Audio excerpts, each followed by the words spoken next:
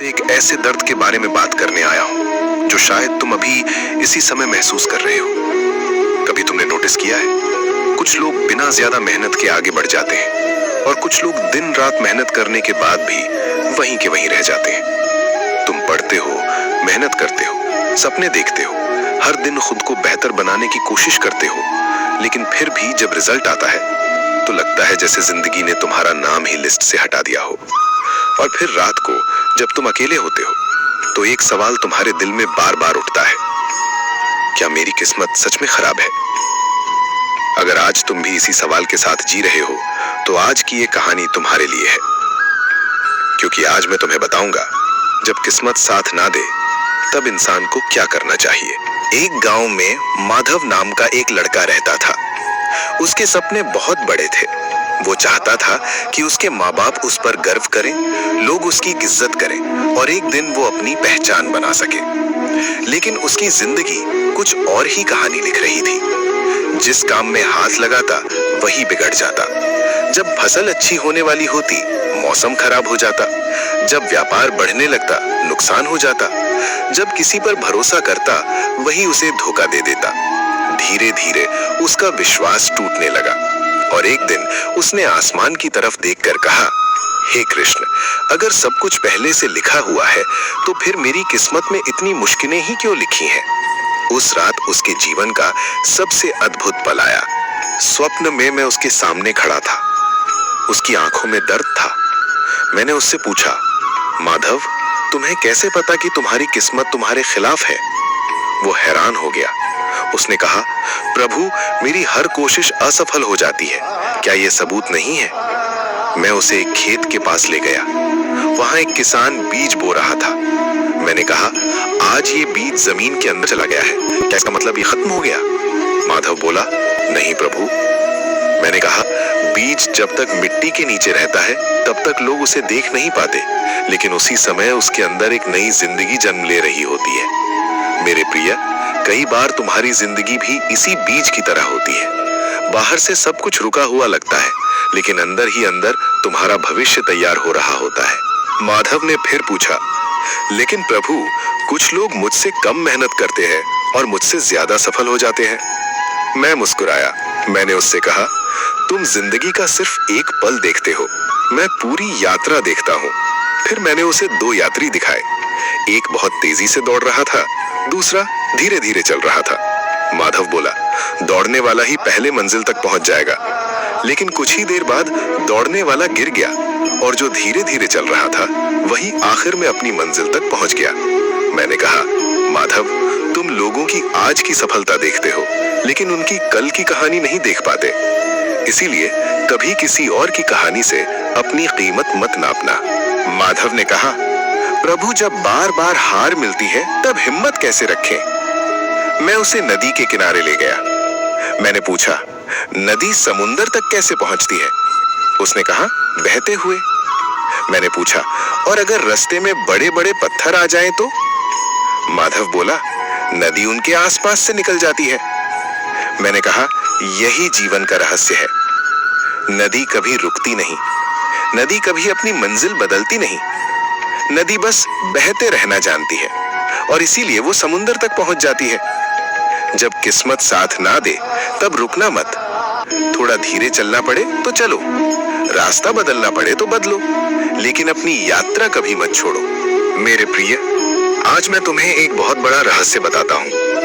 लोग सोचते हैं कि किस्मत उनके बाहर कहीं लिखी हुई है, लेकिन सच ये है, किस्मत का एक बड़ा हिस्सा तुम्हारे अंदर लिखा जाता है। जब मुश्किलें आती हैं और तुम टूट जाते हो तब तुम अपनी शक्ति खो देते हो, लेकिन जब मुश्किलें आती हैं और तुम फिर भी खड़े रहते हो तब तुम्हारा भाग्य बदलने लगता है।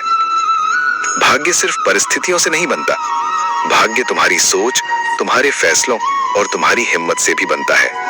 और इसीलिए किस्मत से पहले खुद पर भरोसा करना सीखो। आज अगर तुम ये कहानी सुन रहे हो तो हो सकता है तुम्हारी जिंदगी में भी कुछ ऐसा चल रहा हो जो तुम्हें अंदर से तोड़ रहा हो। हो सकता है तुमने बहुत मेहनत की हो और फिर भी सफलता ना मिली हो। हो सकता है तुम किसी अपने के धोखे से गुजर रहे हो सकता है तुम थक गए हो, लेकिन मेरी एक बात हमेशा याद रखना, रात कितनी भी लंबी क्यों ना हो, सूरज उगना कभी नहीं भूलता। और जो व्यक्ति संघर्ष के अंधेरे में भी अपने विश्वास का दिया जलाए रखता है, उसकी जिंदगी में भी एक दिन उजाला जरूर आता है। इसलिए जब किस्मत साथ ना दे तो किस्मत को दोष मत दो, खुद को मजबूत बनाओ, अपने कर्म को और शुद्ध बनाओ, अपने विश्वास को और गहरा बनाओ। क्योंकि एक दिन ऐसा जरूर आएगा जब तुम पीछे मुड़कर देखोगे और समझोगे कि जिन मुश्किलों को तुम बदकिस्मती समझ रहे थे, वही तुम्हें तुम्हारी सबसे बड़ी मंजिल तक ले जा रही थी। मैं श्री कृष्ण हूँ और मैं हमेशा तुम्हारे साथ हूँ। माधव अब काफी शांत हो चुका था, लेकिन उसके मन में एक और सवाल था। उसने धीरे से पूछा, प्रभु, अगर मैं पूरी ईमानदारी से मेहनत कर रहा हूँ और फिर भी हर तरफ से सिर्फ नाकामी ही मिल रही है, तो कैसे समझूं कि मुझे रुकना नहीं चाहिए? मैं मुस्कुराया और उसे एक पुराने मंदिर के पास ले गया। मंदिर का मुख्य द्वार बंद था। माधव ने कहा, प्रभु, यहाँ तो प्रवेश करना संभव ही नहीं है। मैंने उसे मंदिर के पीछे चलने को कहा। वहां एक छोटा सा द्वार था जो खुला हुआ था। तब मैंने कहा, माधव, जीवन में जब एक रास्ता बंद होता है तो इंसान उसी बंद दरवाजे को देखते हुए रोता रहता है। वो ये देखना ही भूल जाता है कि भगवान ने उसके लिए कहीं और एक नया रास्ता खोल दिया है। मेरे प्रिय, कई बार जब तुम जिस चीज को खो देते हो, वो तुम्हारी हार नहीं होती। कई बार वो तुम्हें उस जगह से हटा रही होती है जहां तुम्हें रहना ही नहीं था। इसलिए जब जिंदगी तुम्हारी इच्छा के अनुसार ना चले तो तुरंत ये मत सोचना कि सब कुछ खत्म हो गया। हो सकता है तुम्हारी कहानी का सबसे सुंदर अध्याय अभी लिखा ही जा रहा हो। माधव ने फिर पूछा, प्रभु, इंतजार करना इतना मुश्किल क्यों होता है? मैंने कहा, क्योंकि मनुष्य फल को देखना चाहता है, लेकिन प्रकृति प्रक्रिया को देखती है। फिर मैंने उसे एक कुम्हार दिखाया। वो मिट्टी को जोर जोर से मार रहा था। कभी उसे दबा रहा था, कभी उसे घुमा रहा था, कभी उसे आग में पका रहा था। माधव ने कहा, प्रभु, ये मिट्टी कितना दर्द सह रही होगी। मैंने कहा, हाँ, लेकिन अगर ये दर्द ना हो तो ये मिट्टी कभी सुंदर घड़ा नहीं बन सकती। मेरे प्रिय, आज तुम जिस संघर्ष से गुजर रहे हो सकता है वही तुम्हें उस रूप में तैयार कर रहा हो जिसके लिए भगवान ने तुम्हें चुना है। इसलिए अपने दर्द से नफरत मत करो, उसे समझने की कोशिश करो, क्योंकि हर परीक्षा के पीछे एक उद्देश्य छुपा होता है और हर इंतजार के पीछे एक सही समय छुपा होता है। अब माधव की आंखों में आंसू थे, लेकिन इस बार वो दुख के नहीं थे, वो समझ के आंसू थे। उसने मेरा हाथ पकड़कर कहा, प्रभु, अब मुझे समझ आ गया है। समस्या मेरी किस्मत में नहीं थी, समस्या मेरे नजरिए में थी। मैं मुस्कुराया और मैंने उससे कहा, माधव, याद रखो, जिस दिन तुम मुश्किलों को दुश्मन समझना छोड़ दोगे, उस दिन तुम्हारा डर खत्म हो जाएगा। उसी समय उसका स्वप्न टूट गया। सुबह हो चुकी थी, लेकिन इस बार कुछ अलग था।